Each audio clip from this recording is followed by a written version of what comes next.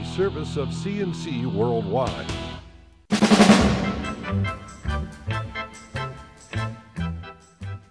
CNC Podcasts are a service of CNC News, and they're brought to you by the Greece Chamber of Commerce, providing more than 800 member companies with business solutions since 1984.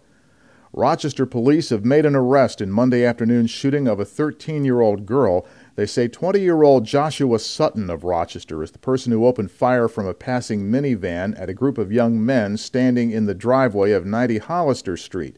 Sutton completely missed his intended targets, and instead he hit the teenaged girl who was in an enclosed porch of the house. She was hit in the upper body and is recovering at Strong Memorial Hospital. The men Sutton was shooting at ran, and the van sped away, then crashed into a parked car. Moments later, the occupants also ran away.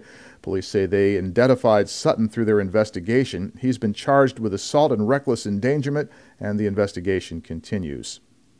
After just 2 weeks on the job, Rochester Mayor Lovely Warren is facing an ethics investigation over the way she handled the hiring of her security detail. City Council is asking the city's ethics board to investigate the hiring process for the mayor's Office of Executive Services. Council members want to know if the hiring of those two security people was done in accordance with civil service rules, and whether the hiring of Reggie Hill, the mayor's uncle, violates the city's anti-nepotism policy. Mayor Warren hired two people, including her uncle, saying this was actually cheaper than paying police officers overtime to provide security. Hill's a former state trooper, and he provided security and acted as driver for 3 New York governors. The Ethics Board cannot act on the council's request right away. It has 2 empty seats and a third member whose term has expired. Council's introducing legislation to fill those seats. Once the appointments are made, Council wants the hiring examined with extreme thoroughness, to quote from their announcement, and a ruling made as soon as possible. Mayor Warren responded to this last night, Monday night, with a statement saying she fully expects City Council to use the Board of Ethics as it considers appropriate. She's a former Ethics Board member herself. Mayor Warren says members of her administration and she will be available to answer any and all questions and supply any information requested by the board. The mayor spoke out earlier Monday on another issue involving her uncle and security director. The Albany Times-Union, the Democrat and Chronicle, and a couple of bloggers all reported on Monday that Mayor Warren's SUV was stopped for speeding last week on the New York State Thruway. The mayor was on her way back from Governor Cuomo's State of the State message when a trooper pulled her city-owned SUV over near Gloversville. Reggie Hill was driving. State police say he was doing 97 miles per hour. The trooper let them go without issuing a ticket. Mayor Warren says Hill was speeding, but she believes only a little over 77 when they were stopped. She says Hill told the trooper he had served on the governor's security details and was accustomed to traveling above the speed limit. Warren says the trooper advised her uncle that he didn't work for the governor anymore and he needed to slow down. She says she considers that they were given a verbal warning. Former TV news anchor Rich Funke says he's considering a run for the New York State Senate. Funke recently retired from Channel 10 in Rochester. He says he has talked with Monroe County Republican Party Chair Bill Reilich about challenging Democrat Ted O'Brien in the 55th District seat. Funke is a parent and resident, and if he gets into politics, he'll be following in the footsteps of former Channel 10 colleague Maggie Brooks, who went from broadcasting eventually to Monroe County executive. Democrat O'Brien, meanwhile, says he has been expecting a challenge this year and he is expecting to win based on his record of delivering for the middle class.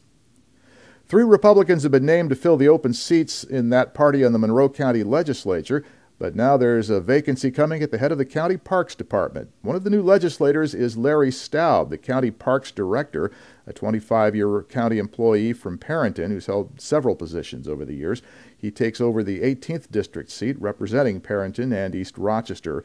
The other new lawmakers who take office on Tuesday are Brian Marianetti of Greece, a lawyer and former Greece Planning Board member. He takes the 7th District seat representing Greece. Fairport Village trustee Sean Delahanty takes the 11th District representing Fairport and Perrinton. Following Sunday's water pipe break at the Medley Center Mall, Irondequoit Supervisor Adam Bello says he's ordered a review of the property's current status. Bello says he has met with the town police and fire chiefs and with the Commissioner of Public Works. He wants them to go over any potentially dangerous conditions at the nearly empty mall and any violations of building codes. Bello says he wants to make sure the deteriorating building isn't a public risk. The supervisor says Medley Center owner Scott Conjal is accountable for maintaining the property and fulfilling his agreement with the town. A state Supreme Court justice has found a Rochester man guilty of sexually abusing a young girl multiple times over a period of several months. The Monroe County District Attorney's Office says Luis Pabon committed the acts in 1998. At the time, the girl was 7. The victim did not come forward until 2012. Pabon was charged with course of sexual conduct against a child following an investigation.